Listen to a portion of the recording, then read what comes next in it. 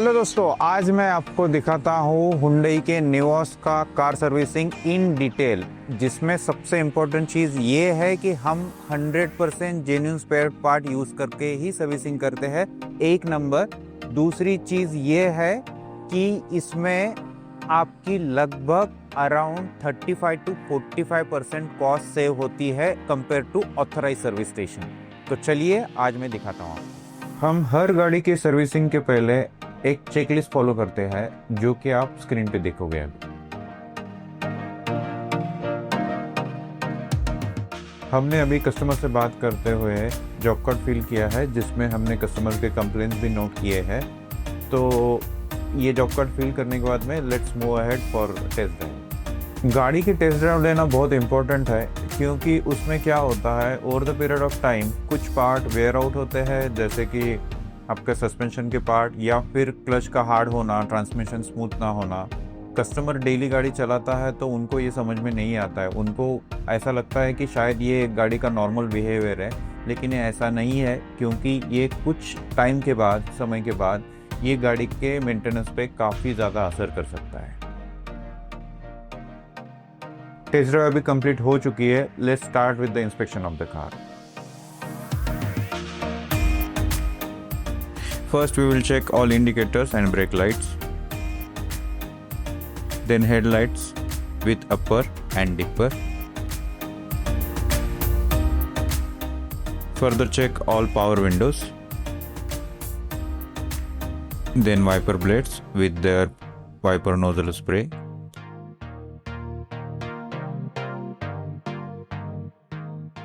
अब सबसे पहले हम इंजन ऑयल चेक करते हैं।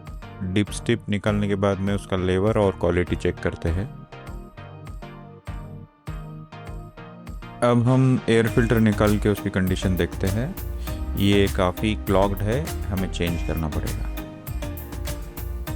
स्पार्क प्लग निकालने के लिए एयर फिल्टर बॉडी निकालने की ज़रूरत है, और उसके बाद में हम स्पार्क प्लग निकालते हैं।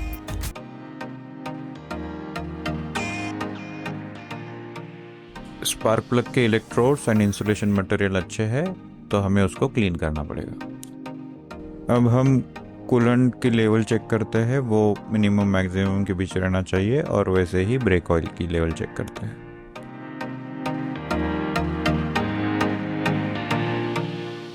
अब हम बैटरी की कंडीशन चेक करते हैं। उसमें अगर ज़रूरत है तो बैटरी वाटर डालो, और बैटरी का आउटपुट चेक करते हैं। वो 12.6 वोल्ट के ऊपर रहना चाहिए। अब हम इंजन की ए और उसके बाद में बी माउंट चेक करते हैं। उसके बुश कट है क्या, ये चेक करने की ज़रूरत है। उसके बाद में हम गाड़ी को ऊपर लेके चारों व्हील्स के 1 by 1 व्हील बेरिंग चेक करते हैं।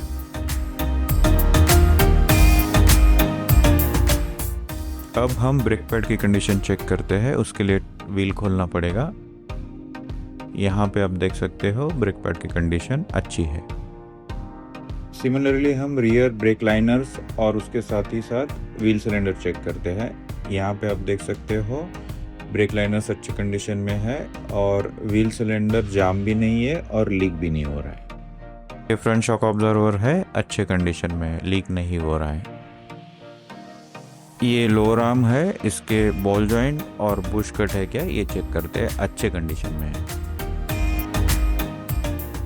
दिस इज लिंक रॉड, इसके बूट अच्छे कंडीशन में है, प्ले नहीं है। यहाँ पे हम रैक की कंडीशन चेक करते हैं। कोई प्ले नहीं है, अच्छे कंडीशन में है।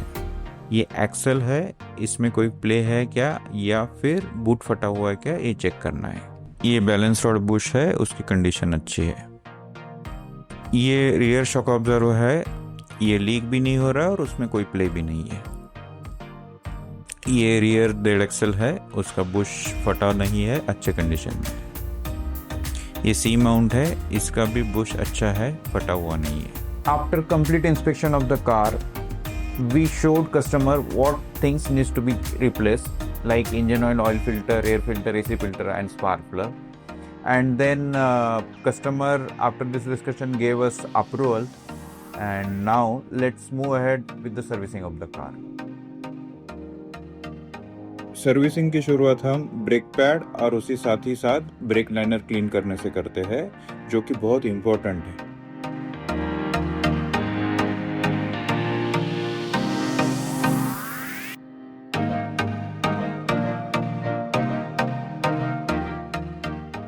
अब यहाँ पे हम ब्रेक पैड के कैलिपर ब्रैकेट के कैलिपर पिंस ग्रीसिंग करते हैं।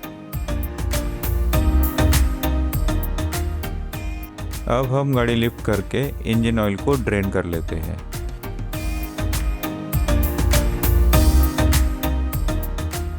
और उसके बाद में ऑयल फिल्टर को भी चेंज करते हैं।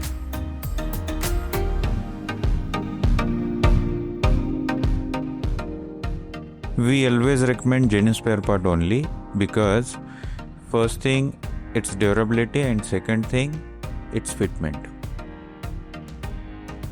ऑयल फिल्टर की फिटिंग सही से हुई कि नहीं ये चेक करना बहुत ज़रूरी है, अदरवाइज इंजन ऑयल लीक भी हो सकता है वहाँ से।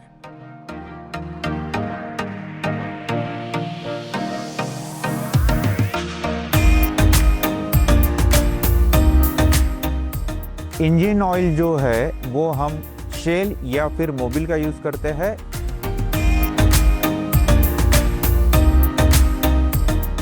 इसके साथ ही साथ हम एयर फिल्टर चेंज करते हैं।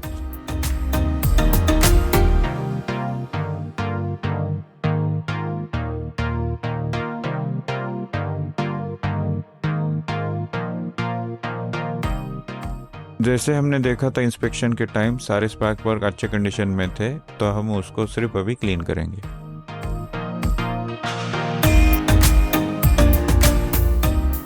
यहाँ पे कूलेंट लेवल मिनिमम और मैक्सिमम के अंदर है, अगर नहीं है तो उसको टॉप अप करो। तो साथ ही साथ ब्रेक ऑयल भी टॉप अप करो अगर नहीं है तो। कूलेंट, ब्रेक ऑयल या फिर गेयर ऑयल ये सिर्फ बॉश का यूज करते हैं। So now we have done our servicing part.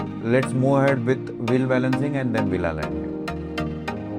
Over the period of time, cars के व्हील जो होते हैं वो वेयर आउट होते हैं। वेयर आउट होने के वजह से गाड़ी रास्ते पे वोबल हो सकती है, तो उसको स्टेबल करने के लिए हम व्हील बैलेंसिंग करते हैं, जिसमें हम टायर्स पे वेट लगाते हैं, तब जाके व्हील जो है गाड़ी का वो बैलेंस होता है।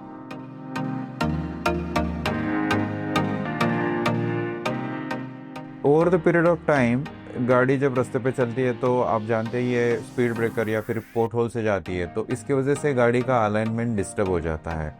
और अलाइनमेंट डिस्टर्ब होने की वजह से गाड़ी लेफ्ट साइड या फिर राइट साइड में पुल हो सकती है। ये ना हो इसलिए आपको व्हील अलाइनमेंट करने की ज़रूरत है। उसके साथ साथ आपका गाड़ी का माइलेज, परफॉर्मेंस ये सही रहने के लिए भी व्हील अलाइनमेंट की ज़रूरत है।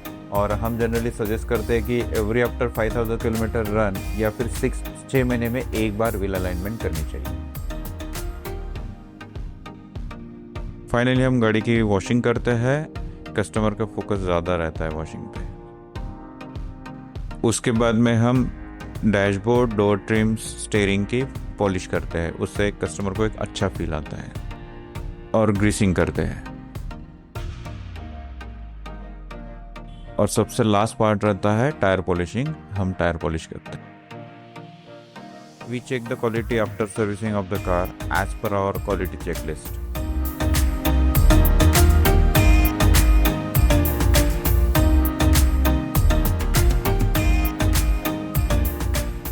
तो दोस्तों आपने कार की सर्विसिंग इन डिटेल देखी है। अभी गाड़ी का पिकअप और परफॉर्मेंस एकदम बढ़िया हो गया है और जाहिर सी बात है गाड़ी का माइलेज भी बेटर ही होगा। हुंडई नियोस की सर्विसिंग कॉस्ट लगभग 3322 रुपीज़ आई है, जिसमें हमने इंजन ऑयल, ऑयल फिल्टर और एयर फिल्टर चेंज किया है, और जो बाकी छोटे छोटे कॉस्ट रहते हैं वो भी इंक्लूड है उसमें।